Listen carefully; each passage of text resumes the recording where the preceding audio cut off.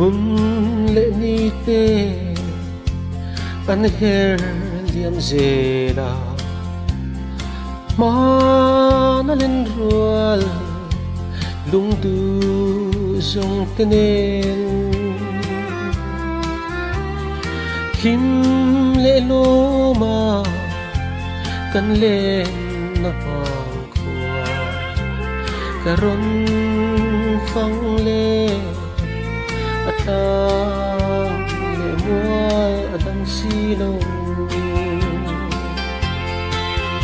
banlay nun pinday karual kui lung dute himten darang katong leta maselung lo akim kisilo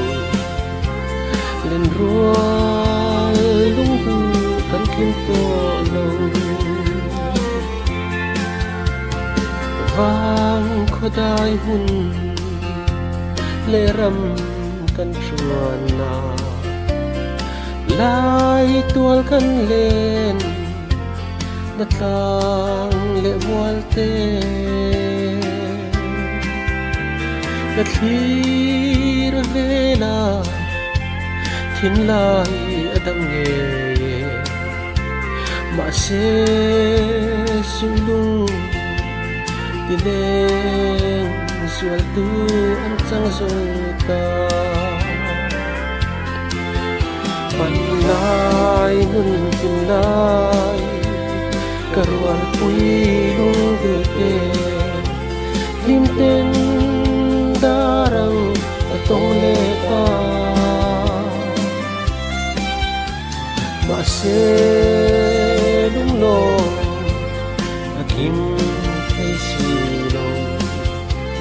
len rual lung du kan kinto long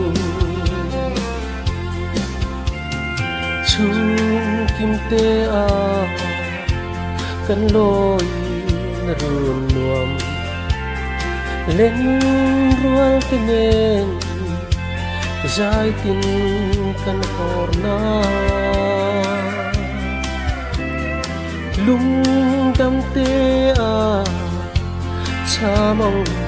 kan salna nikha ano acham silu aleng ho ho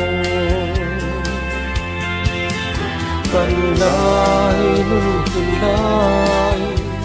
karual pui lung dute himten darang katong leta